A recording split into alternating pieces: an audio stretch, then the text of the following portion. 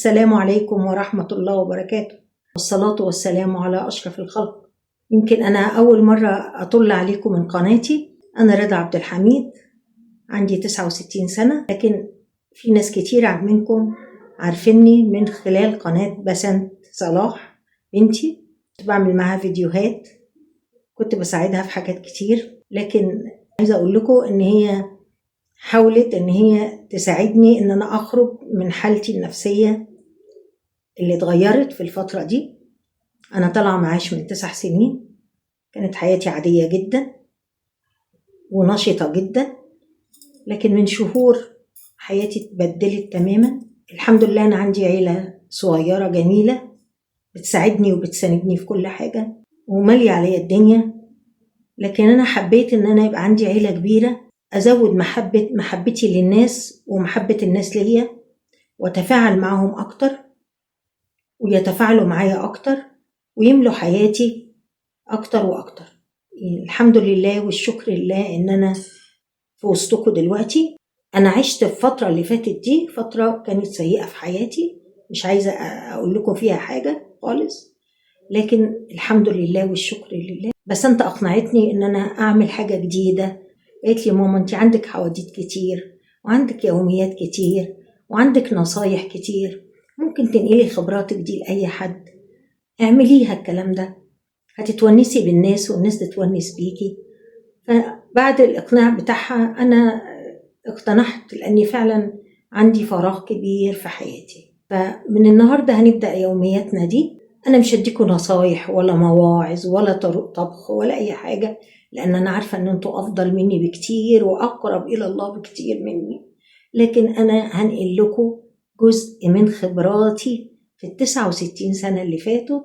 أنا ماشية في 70، وأكيد عندي خبرات ممكن تفيد ناس، أو ممكن يعتبروا الحواديت دي حاجة مشوقة بالنسبة لهم. فيا رب أكون ضيفة خفيفة عليكم، ويا رب أتونس بيكم زي ما أنا معتقدة ومتأكدة إن أنا هتونس بيكم جدا. وربنا عطاني نعم كتير جدا، وأول النعم دي إن ربنا يغير لك حياتك بإصرار من أي حد يكون قريب منك. أنا حياتي الحمد لله كلها الحمد لله توفيق من الله سبحانه وتعالى. وأول توفيق من الله حصل لي وأنا في 6 ابتدائي، من فشل لنجاح. كنت فاشلة جدا في الدراسة جدا، مش بحب أتعلم، مش بحب أقرأ، مش بحب أكتب. كنت آخر أخواتي، أنا عندي 3 بنات وولد الله يرحمهم. أبويا كان مدلعني طبعا.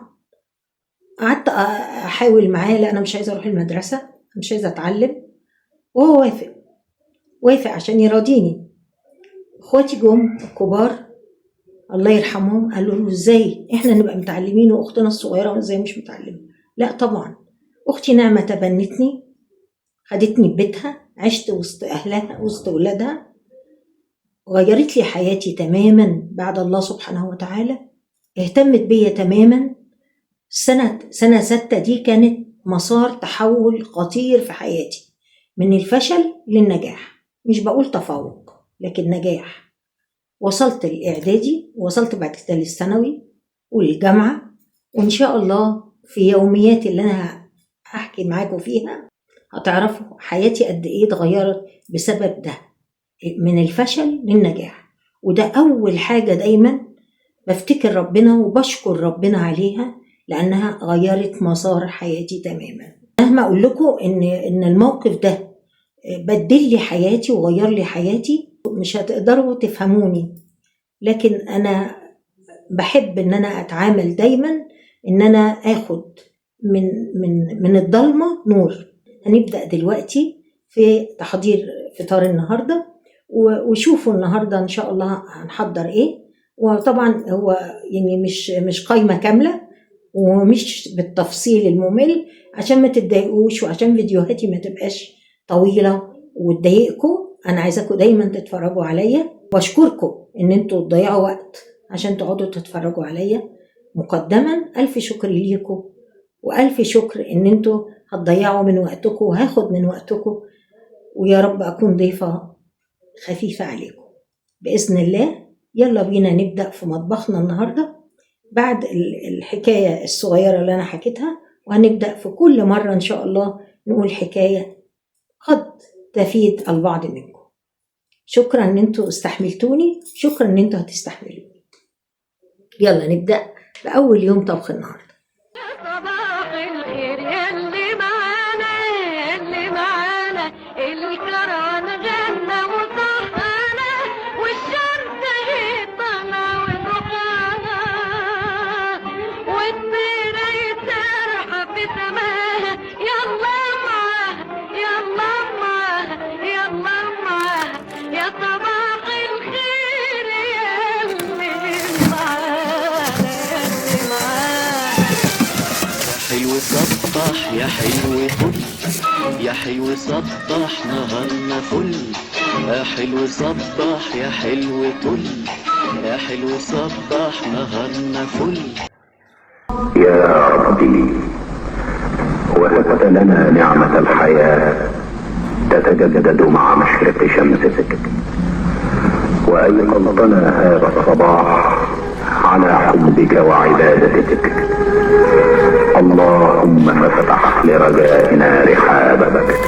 بصوا يا حبايبي، أمكم العجوزة دايما بتعمل حاجات مقدمة كده عشان لما أجي أطبخ يبقى بالنسبة لي الأكل سهل وعمايل الأكل سهل. فأنا عاملة بصل، يمكن وريته لكم قبل كده، وعاملة طماطم، وعاملة بامية. فالنهاردة هنعمل بامية، وهنعمل شوية فاصوليا كده صغيرين. كان عندي كيس صغير بس قبل ما تبقى ب75، يعني أنا جايباها رخيصة. وإن شاء الله بإذن ربنا نعمل لبسنت حبة ستريبس عشان هي ما بتاكلش طبعا اللحمة. بسنت مين؟ بسنت صلاح، وانتوا عارفينها أكيد. دي بنتي حبيبتي اللي شجعتني إن أنا أعمل الكلام ده. عندي لحمة قطع هعملها في البامية وفي الفاصوليا. واحنا بنشتغل برضو كده بنعمل الأكل، ممكن نحط الحاجة كلها في الغسالة ونشغلها، فنستفيد ايه من الوقت بتاعنا ان شاء الله. انا ليا طريقة معينة في ان انا اعمل لحمة وبصل. فانا لما بعمل اللحمة والبصل بحاول دايما ان انا اعمل اللحمة لوحدها تاخد صدمة، وبعدين اروح عاملة البصل في حلة تانية واضيفهم لبعض. بحاول اسوي اللحمة على قد ما اقدر، لاني مش بحبها مسلوقة تتحط في الخضار. فدي طريقتي، هوريكم اللي انا بعمل. يعني اللحمة اهي في حلة لوحدها، فبحطها تاخد صدمة بحبة زيت وحبة سمنة. ودي البصلة لوحدها بسويها برضو بالطريقة، حتة سمنة على البصل وحتة سمنة على اللحمة وحبة زيت.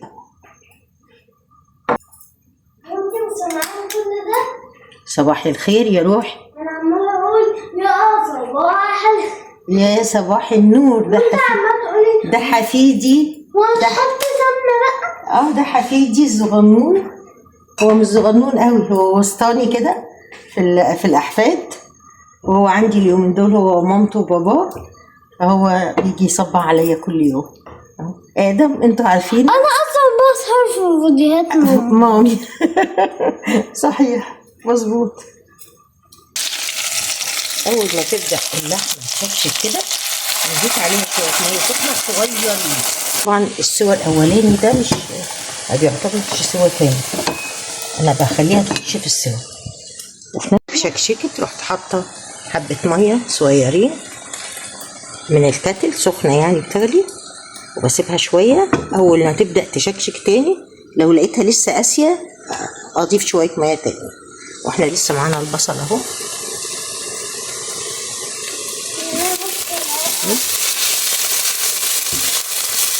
يا دوب تحمر تكون اللحمه بدات تخش في السوا، نحطهم على بعض. وانا طحنت شويه فلفل اسود لاني بحب اجيب الفلفل الاسود حصى، وكل الحاجات تقريبا يعني كل العطر بحب اجيبها حصى واحمصها وبعدين اطحنها. كده خلصت الطحن هنشيله بقى. عايزه اقول لكم ان انا حطيت ميه تاني على اللحمه عشان لسه قاسيه، انا عايزه احطها تبقى دخلت في السوا خلاص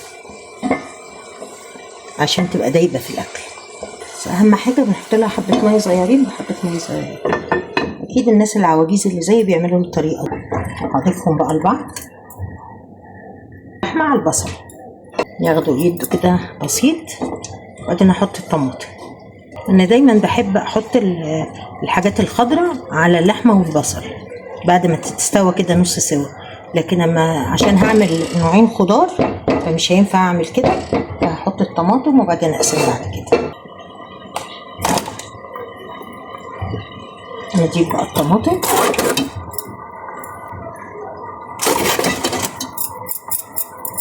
كنت عامله شربات قبل رمضان على طول كيلو، فبيقعد معايا اكتر من نص الشهر، فقلت اعمل كيلو كمان النهارده لان ما عنديش خالص.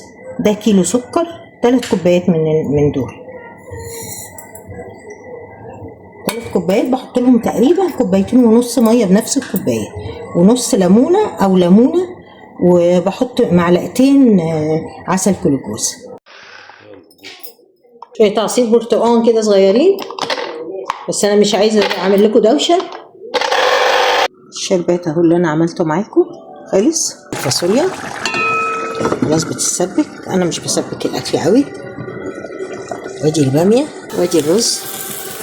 ان شاء الله ده 2 كيلو برتقان بلدي و2 بسكري، هطلعوا لنا ال5 كوبايات دول، وحبه هيفيدوا، بس طبعا فريش ومن غير سكر خالص.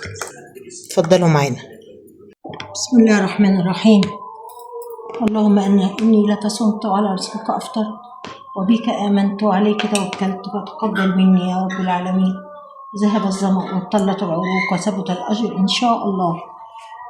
يا رب ارحم موتانا، يا رب ارحم موتانا، يا رب اشفي مرضانا، يا رب اكرمكم يا ولادي يا رب العالمين. لك الحمد كل الحمد يا رب إنك قدرتني أصوم وأقوم الليل يا رب العالمين. في نهاية يومنا يا حبايبي، يا رب أكون دخلت عليكم جزء من السرور، واكون ضيفة خفيفة زي ما قلت لكم. ويا ريت تشتركوا معايا في القناة وتفعلوا الجرس. وده اول فيديو ليا، نفسي اشوف تعليقاتكم، اشوف ارائكم، واقترحوا عليا ممكن اعمل ايه. انا لسه جديدة معاكم، اعتبروني ضيفة جديدة. قولوا لي من اي مكان بتشوفوني، وان شاء الله ابقى عند حسن ظنكم كلكم باذن الله. ربنا يكرمكم كلكم ان شاء الله، ويحقق لكم كل ما تتمنوا باذن الله، وتكون ايام مباركه علينا، رمضان والعيد بعد كده، كل واحد نفسه في حاجه يحققها باذن الله. واشوفكم المره الجايه باذن الله في احسن حال.